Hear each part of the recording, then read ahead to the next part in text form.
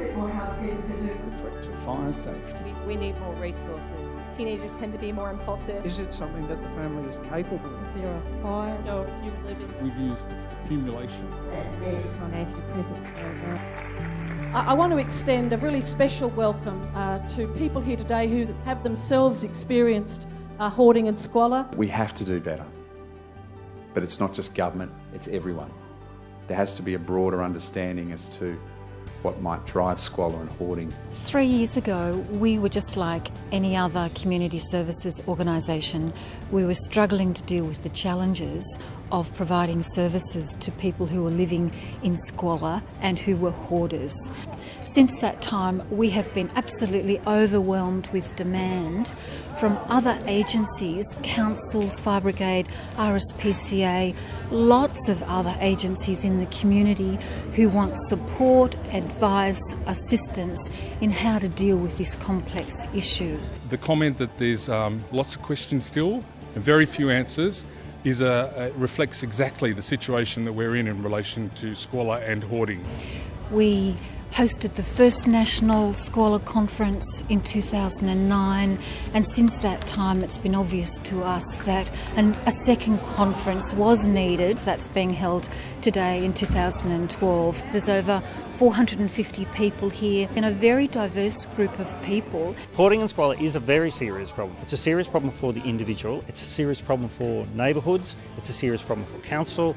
There's an enormous fire risk. The risk status for people living in a hoarding property is extremely high. They represented nearly a quarter of all fatalities in the period between 1999 and 2009 in what fire services would call preventable residential fire fatalities. It's very inspiring to see the organisation, the level of engagement of all of the participants here, and the commitment to working on this issue and to bringing people together, and it seems like there's some great momentum that's been built from the conference. We've discovered that there's a whole range of issues that cause hoarding and squalor to be a problem in people's lives, all age groups, all socioeconomic status, all over Australia. We predict there are something like 1 million people who are living with hoarding and squalor. Genuine steps are being taken. There was extensive media coverage of the conference over the last couple of days, and that to me indicates there's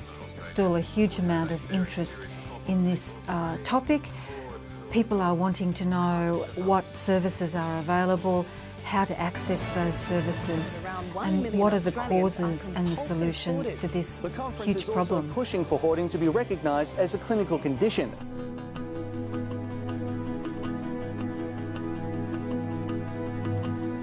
It isn't living. It isn't living at all. Living with hoarding is living in despair. I hold on to objects to try and feel safe. But I understand they actually don't help me to feel safe.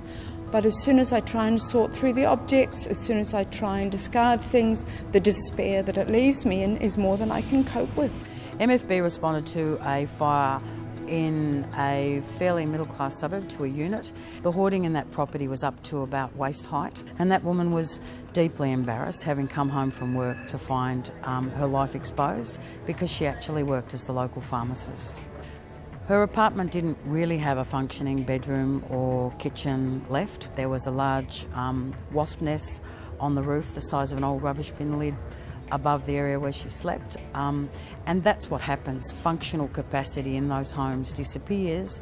You can't let anybody come in and see it to repair things or to help you because they'll see how you actually live. I can't live in my house, so I'm at the moment staying in a backpacker's place. I have been starving myself to pay both my rent in my house and accommodation. I wake up every day with this terrible fear that the next step is on the streets. It's awful.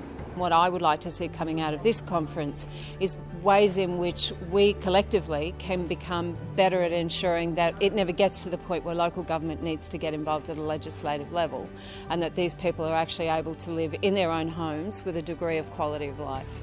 Hoarding for the RSPCA is a huge issue, and that's demonstrated by the fact that for the second conference we are the major sponsor. 2 or 3 times a month we would get calls from the public concerned about people that are in charge of or own sometimes tens of animals and sometimes hundreds of animals on many occasions. And this is the irony for the RSPCA. They do genuinely love these animals. It's a moral dilemma for our inspectors as to whose welfare comes first. Is it the humans or indeed is it the animals? There are a myriad of ways in which the new technologies could be used. And we're here to learn. We're here to understand the bigger issue. It's not just about the animals. We understand that. We get that. We want to be part of the solution as well on this really complex issue. It's about trust. And you may have to go back to that person several times. They might close the door in your face, but you just keep going back and hope that you gain that trust. This conference has handled delicate and ethical issues very well, in my view. It's tried not to rescue people from their own dilemmas. It's tried to emphasise that you just can't go in with a skip and put everybody's junk in it. It's tried to emphasise the dilemmas of working with children and where there's animals involved. So of all things, I think this conference has been able to juggle and to manage those difficult issues really effectively. Integral to effectiveness at Catholic Community Services is our partnerships with Graham Halliday, John Snowden and Jessica Grisham, who have been integral to helping us build our expertise. I am optimistic that very good things will come from this conference. I have a passion to do something for those people who really don't get enough resources, and I'm talking not just about the people who live in squalid situations or who hoard a lot, but also their relatives, the people affected by it, and by the service organisers, people who have to go in and don't get enough help and support in dealing with the problems. This conference is probably helping us form, as it says, a pathway through the maze. Maybe this isn't a huge, broad highway pathway, but maybe this is more of a goat path, more of a little pathway where we're starting to get more connections going, starting to get more concrete plans and solutions. Catholic Community Services is very committed to ensuring we take the energy from this conference and we go forward and we mobilise governments to develop a national strategy and response to this issue, and we are going to be supported by everyone else in this room because they're just as committed and passionate as we are.